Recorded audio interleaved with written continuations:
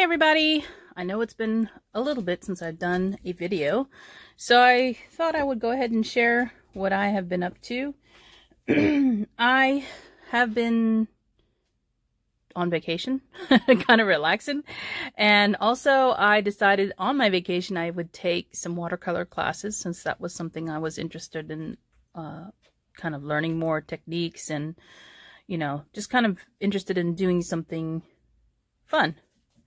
And so I've taken 2 watercolor classes locally with an instructor, and the first one was a technique class. So each of them was 2 hours, and they were offered locally by a instructor, an artist here where I live. And 2-hour classes, and each of the classes was $35 a piece, and that includes all of the materials that you use for the class. So you didn't have to bring anything of your own. These were for more of a beginner skill level, and so that's kind of what it was geared towards. And they offer other types of classes, not just art classes. So let me share with you what I've been doing. So this one is a card that I created. I have a book that I'm going to show you in my haul that had this, I guess, technique in it. So I actually made a card from it. And so all of this is watercolored with the exception of the die cut here. And all of this was actually freehand cut. So watercolors and freehand cutting with scissors. And then I just put everything on a A2 size card so I could make it into something and give it away. So there's that. And then one of the classes that I took was for watercoloring a hydrangea. So again, they supplied all of the supplies for the class, and they show you the technique for painting the watercolor onto this image. And what we did was actually use tracing paper and an image that the instructor handed out to trace the image onto this watercolor paper and then watercolor the image itself. So this is my hydrangea attempt, and I think it turned out pretty good for a first attempt at a hydrangea. So that is what I have to share here. This is from the class. And then my haul, I've been buying watercolor things, but also some stamps. Let me show you. So these stamps are from one seller from a D-Stash group on Facebook, and I think all of these stamps are from Sweet and Sassy. They don't all say that, but they're very similar. They're all botanicals. So they're very similar in type. So this one's called Spring Tulips. This one, and I don't know the names of all these because they don't all have names. And there's no other packaging with it. So there's this one. Really pretty. And again, I thought I could make some cards with these and do some watercoloring or coloring with other mediums. So that's what I was thinking when I purchased these. I purchased this die from a friend on Facebook. And this is from Paper Tray Ink. It says, Oh Happy Day. And then it's got a border of flowers. And there is a coordinating stamp for this. I don't believe I have the stamp, so I may purchase that. But that's a die that I got from Paper Tray. And then my watercolor supplies. So I was looking for another palette. This is not a palette, but it will be. This is a dish that I purchased from Amazon. And it's actually from a company called Bloomingville. And it's ceramic. I kind of wish it was white, but they don't have it in white. It's as close to white as I'm going to get on that. But I want to use this as a palette because I just wanted a fun shape, not just your normal palette shape. So I purchased this from Amazon, and they do have other, this is from their kids line. They do have other things other than, you know, this type of thing. And then I bought a couple of books from Amazon. This first one is, and all of these were recommended. This one is Everyday Watercolor by Jenna Rainey.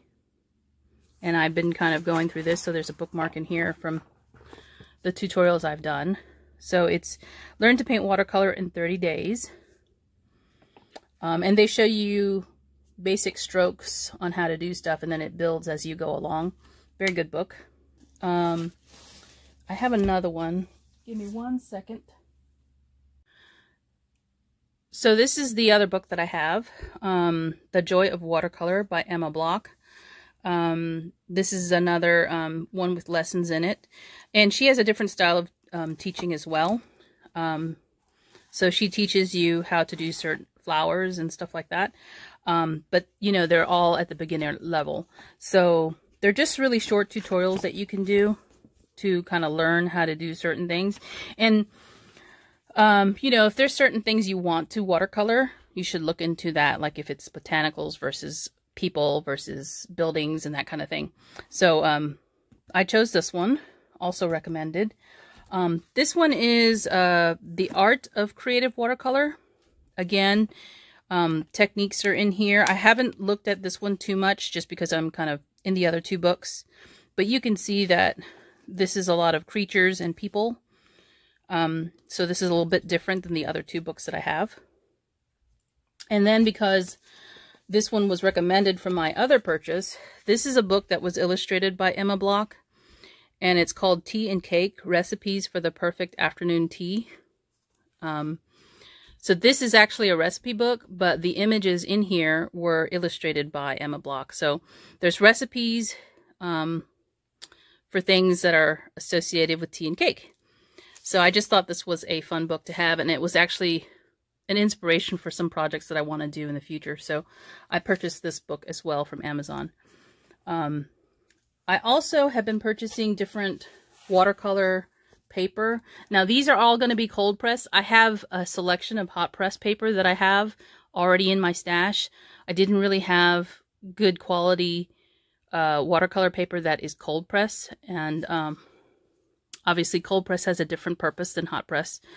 So I wanted to get a different couple of different varieties to see which I would prefer.